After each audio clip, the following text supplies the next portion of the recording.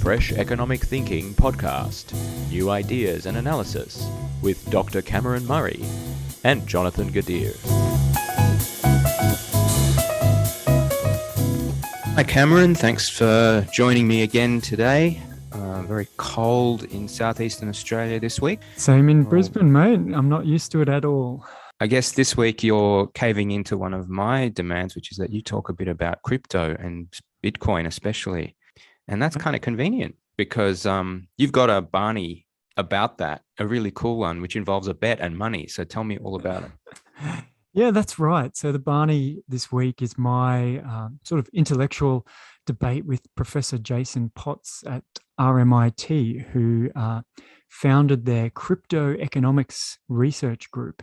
And back in 2017, we had a pretty long back and forth about what's good or what's bad or what's the point of Bitcoin.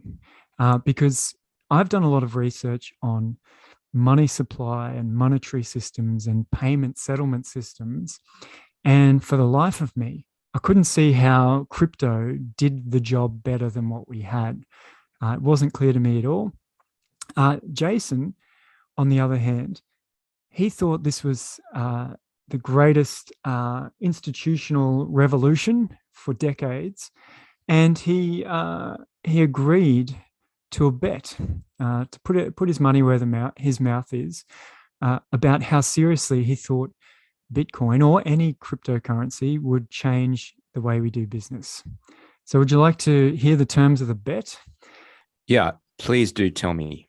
The wording is, I, Cameron, will lose the bet if, as at 19th of September 2022, Bitcoin or any other cryptocurrency not backed by a national banking institution meets all of the following criteria. 1, Bitcoin can be used to buy groceries in a physical store in my suburb where prices are posted in Bitcoin and not simply converted from Aussie dollars periodically. 2, more than 3 listed companies in Australia pay salaries in Bitcoin or have an option to and advertise their salary rates in Bitcoin, meaning you do not get paid Australian dollars converted at the going exchange rate each time.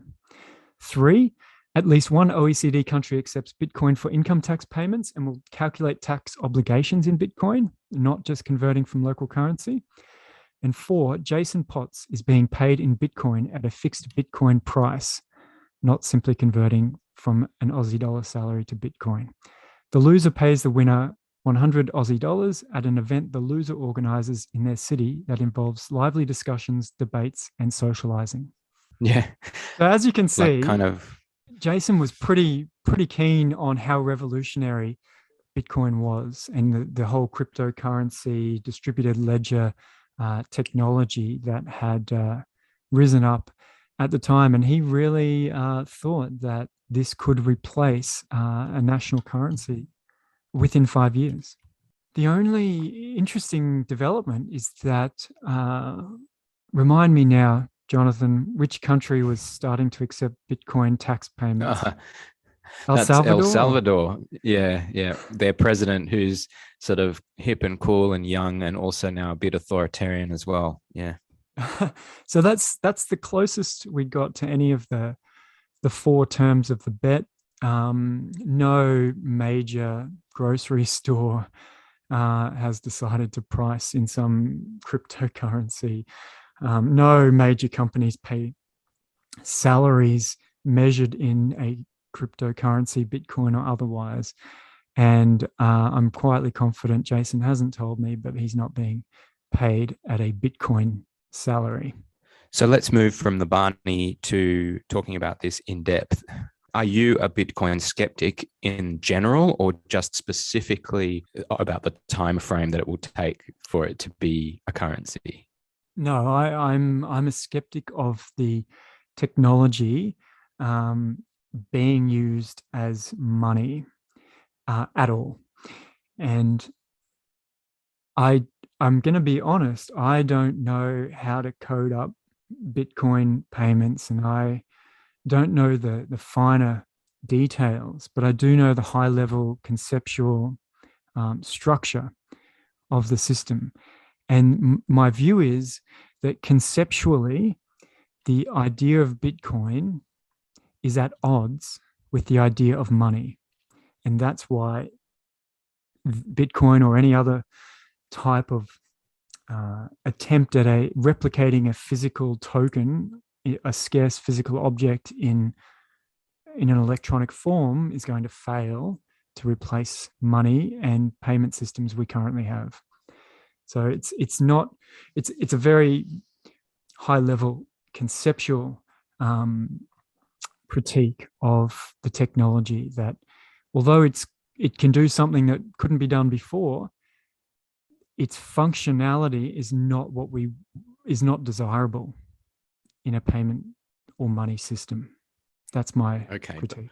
But do you agree with those commentators that say that fiat currency is being undermined by outrageously, profligate money printing over the last decades that will lead to hyperinflation, and that Bitcoin is, whether Bitcoin is the answer or not is a sort of a separate question, but do you agree with that kind of analysis of the problem to which some people are saying Bitcoin is the answer?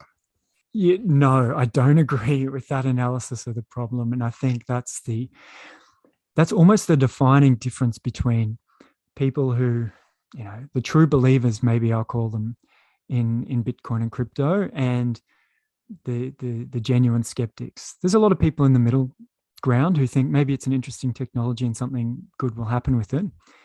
And I have those tendencies sometimes, but in terms of a currency, in terms of money, I'm very far on the skeptic side. And that's because we don't have that problem that you just described of money printing and excess inflation. We were not able to get inflation in almost any country of the world for the last 20 years or more. We haven't really had a decent inflation since the 1980s. And it's only just occurred in the last 18 months that globally we've got some inflation. So if the idea that we need to replace the money system because governments just always extend the money supply and collapse the value is right, well, we should have been able to see that for a long period of time, but we haven't. We've seen a small inflationary blip during an energy crisis, a COVID shutdown, a Shanghai lockdown, a whole transition of our economic and global production system during a short period of time. That's the only thing we've seen, and it's not predominantly the result of government actions to print money, and that's, I think, the key difference. It's certainly true governments printed money and put it in people's bank accounts, but you've got to understand, we want a money system where you can print money and that you can get more money as the economy grows. A fixed money supply, which is the ideal of Bitcoin, is terrible and dysfunctional. And there's a reason we don't have it, because you get persistent deflation in money, and the thing that we're trying to use to make payments is the thing no one wants to use to make payments because it goes up in value. So it becomes very illiquid. So I think that's happening in Bitcoin. People don't use it for payments. They use it to speculate on its capital gains. The other point I think they misunderstand about, there's a funny divide here. A lot of people who really love crypto don't really invest a lot of time learning about money or its history. They just really love learning about the crypto itself. Whereas I come from the opposite side. I have done a lot of research on money and payment systems. And so I just see the world very differently. So it puzzles me what problem we're solving with crypto. You see, every time a bank in their day-to-day function creates a loan, they also create money. And I think that's important to remember, that we have a method for making money by extending loans in the banking system that almost automatically grows as the economy grows. So that's a beautiful feature of the current monetary system. And if you didn't have that, you'd have a lot of trouble pooling resources through the financial system to undertake large capital projects. It would be very, very difficult. So, that's a big feature in my view, and crypto essentially undermines that. So I probably want to also go back to this high level concept, because it's a little bit subtle, but the way I see money is not as an object. And people think of money as an object, and what you do when you pay someone is you take an object and you give it to them. But money is not an object. It's a system of accounting for IOUs. It's an accounting system. And so when I pay you, we credit your account, we debit my account. It's just a recording of the relationship that we undertook. It's not that I've passed you a token.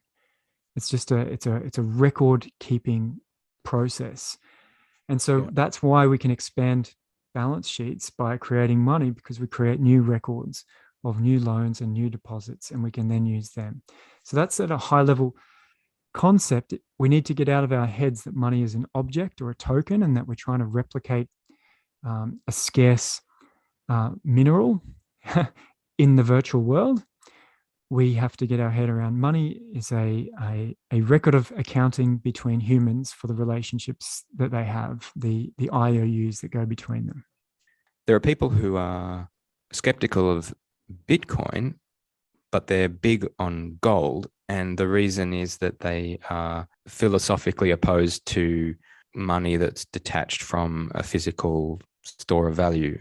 That's the way to express it. Yeah. They think that any fiat currency that can just be increased whenever a government feels like it is unreliable and disastrous. I think I need to dig in a bit to why you disagree with that school of thought. I think, we call it Austrian school sometimes, or I don't know.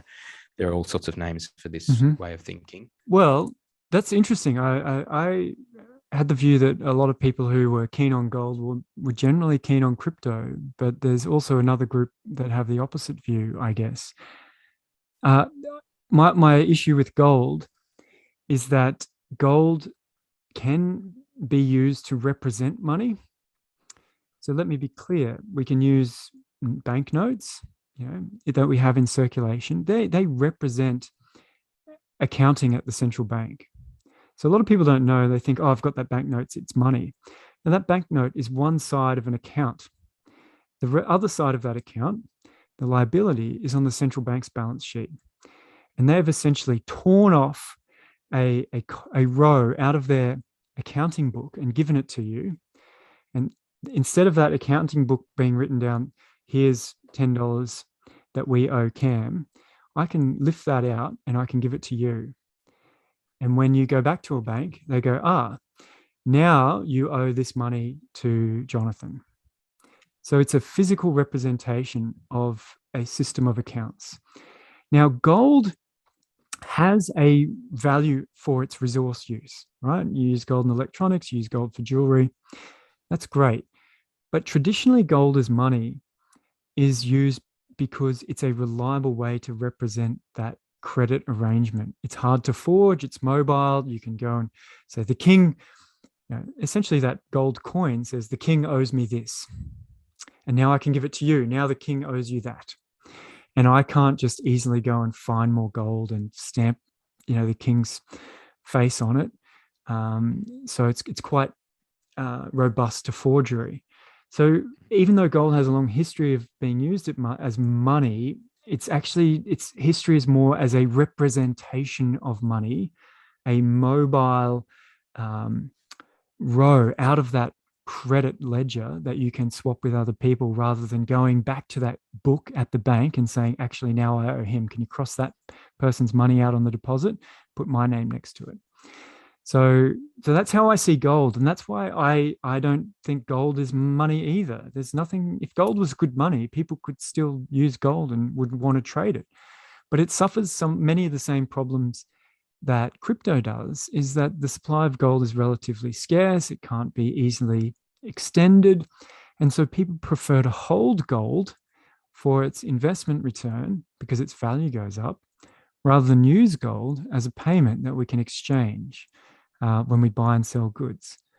That's Like, there's interesting. nothing stopping you paying for stuff in gold. Just ask someone, would you like gold? They'll still say, I Isn't want it? this dollar Yeah. amount of it. They won't go, okay, this is now priced in 5 grams of gold, because the Mm. gold But price isn't there? varies because people like to hold it, right? That's the same problem with Bitcoin. Go. But isn't there their point that it's not sound to have a currency that's not that has no physical footing? Like It, yeah, essentially, yeah, yeah, uh, yeah. like they're saying now, like Quoth the Raven, who's got a podcast I listen to, he's saying that there's a seismic shift underway right now. He's been this in the last few weeks. That he's saying Russia is backing its currency with gold. We're going to have a new global monetary system. It's going to have on one side Russia, China, India, Saudi Arabia, and some other countries with commodity-backed sound money, and then the West and the West's allies with infinite fiat. And one is completely unstable, as in infinite fiat, and because it's not backed by Yeah. anything. What does Yeah. backed by, what do you think they mean when they say backed by commodities? What does that mean? Like, it They sounds sell really real good. stuff. They sell real They, stuff for the dollars. Is that what you're saying? I don't know. That if you want to, if you go to those countries and use those dollars, you'll get real stuff. Look, I think this is the very high level view of money. Whoever's got the most guns tells you what accounting system we're using. So let me give you this one. Captain James Cook has a ship full of gold and arrives on a Pacific island, and he tries to buy stuff with his gold, and they all just get out their spears and say, Bugger that. I want you to pay us with these very rare shells that we use." Okay, all of a sudden that gold is worth nothing to anyone on that island, but the shells are worth a lot. Why is that? Because the people with the spears decided that the shells are the things we're going to accept as payment and have a value. So I think this backed by a commodity thing. Um, there are some elements of truth in that there are limits to um, the credit arrangement that you can have across an international border, um, without having the goods to trade. Like, as you grow a liability between one country and another, that becomes riskier and riskier if for some reason there's a political tension and one country wants you to repay all of a sudden, and the price of your currency can change rapidly. But again, that's just an accounting. We're just accruing a liability in the money system, and that's fine. But it's not, the risk is not that you don't produce commodities. The risk is just like any credit risk, where you overextend in one direction and the counterparty decides they want their money back today. That's true if there's gold. That's true in all situations. I think my Googling efforts have found me a good philosophical statement from the other side you can address. Great. Nathan Lewis writing in Forbes, and that is, when you come to understand that money should be stable in value, free from human intervention, and you realize that linking the value of money to gold has always been the best way to achieve this goal, then there is no other conclusion but a gold standard system. In I other words, you have a fiat currencies, the state can do whatever it wants to you. Well, It's it can do that without the currency because it's got the guns, right? Like, it's not a feature of the currency that makes that true. And just like, for example, the US went off the gold standard, you can just change your mind, right? At the end of the day, it's always going to be about the relationship between human beings, the recording of the relationships between human beings. And the power of the currency comes not from the unit of account, but from the external environment, the stability of the politics, the stability of the property rights, the accuracy of the account keeping. So I love how all these quotes sound like they've found the truth in a book, or they're very inspiring, and they tell a tale of grand civilizations. But I really find these approaches, they're not helpful. They don't help you predict what's going to happen in the world any better, and they misrepresent the way the money system works at the moment. I think the people who believe in gold, who are skeptical of Bitcoin, are pretty much agreeing with you. They're saying the state can come along at any time with a gun and ban Bitcoin. And what can you do about it? Nothing. Yeah, But people well, will still accept gold that's right, constantly. and it's the same is true. The same is true with property, right? So we think we own, the land we live on, but the record keeping of who owns what doesn't, mean anything. The way whether you record it in a pink book or a brown book or on a Microsoft server or something else, that doesn't change anything. What's important is the external setup and who's got the power, and do they enforce that that's your property? Is it stable? Is it expected? If you call the police, will they keep people off, etc.? It's the same type of accounting system. The money system reflects the external power structures. So I don't think there's a way that you can say, aha, if we just do this one neat trick, when we use this type of money, then powers that exist external to the money, the politics and whatnot, they'll never get us. We'll be free. I think that's a misunderstanding of the nature of things. Can I tell you something that scared me quite a bit from some of these podcasts that I listen to? That is the idea of a reserve bank or a central bank digital currency. So like basically some digital currency that will all be paid in, where the government can control how it can be spent. Have you heard about this? I have heard about that. Yeah. Should I be terrified about this? No. Well, here's the thing. Again, we have the Inju card. I think we mentioned that earlier, which is the card that welfare recipients are meant to use to control their spending. We didn't need cryptocurrency for that. We just needed the external organizational structures to create some kind of solution to control how you spend money. So I think crypto is not, it may not even be the easiest way to control how you spend money, a central bank digital currency. Then, some people worry that the central bank will do a cryptocurrency that they monitor, or they track who spends the tokens where. But again, I think that's a political debate separate from the implementation of the process. Now, I forgot earlier, but one of the debates, and maybe you've heard about it, one of the big ideas in crypto is this irreversibility. Is that something you've read about? Of course. That's like one of the main things that crypto enthusiasts talk about. Yeah. Yeah. And I've always been puzzled by this. What's their best reason? Because when I think of a transaction, I think, well, I'll pay you, and I've got the confidence that if something goes wrong, you'll pay me back. So if I go to the supermarket and I buy something and I'm putting it in my bag and I'm like, oh, this one's out of date, there's none left, can I have my money back? They'll go, sure. So again, the money is this relationship, and reversing the payment is kind of quite an important part of that system. So in what world is my question, in what world is irreversibility of payment a good idea? Where's the benefit? Against fraud and against double spending. Yeah, but the spending is just a relationship, right? So when you pay electronically, your bank essentially communicates to the other bank, here, I promise to give you this reserve currency if you credit this account at your bank, because I'm going to debit mine. So it's like this agreement. There's not really a double spending problem there, because you can't just put in a credit without a debit. Now, it kind of sounds weird when you say that, but that's not a problem of current electronic representations of money. I think the problem is because crypto is trying to replicate this token.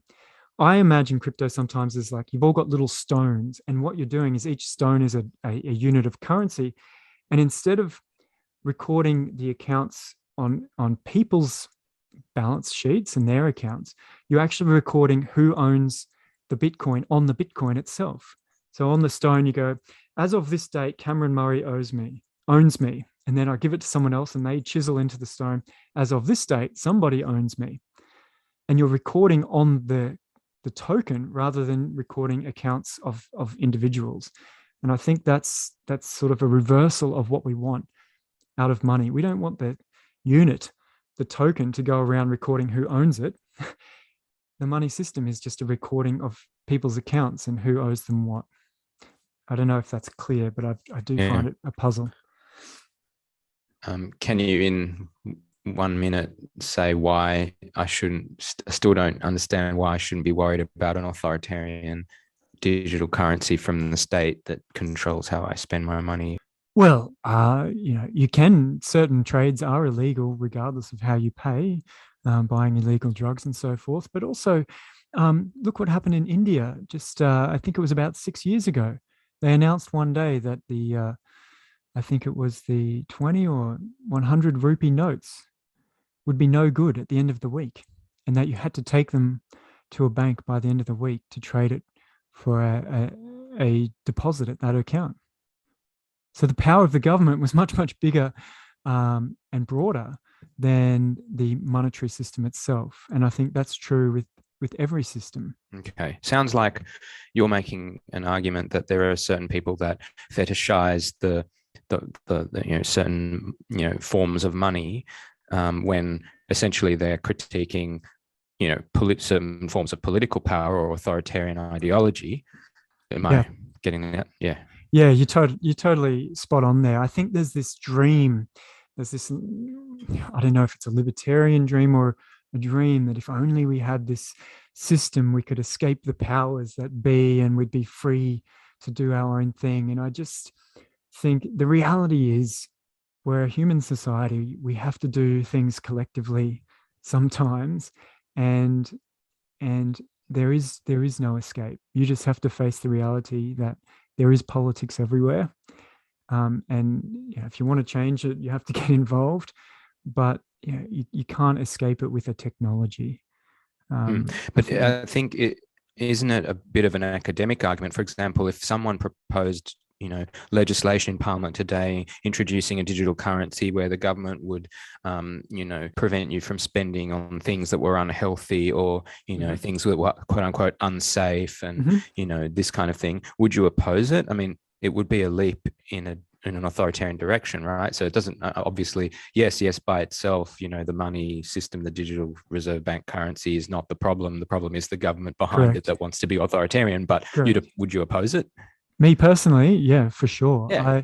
I'm very much in favor of doing things collectively for the greater good, but I'm also realize conceptually that there are personal freedoms and choices that allow individuals to experiment and take personal ownership of things that I think is important, and that feeds back into politics. People who feel free to make choices, feel confident to contribute to politics, and feel confident to try new things and push in new directions.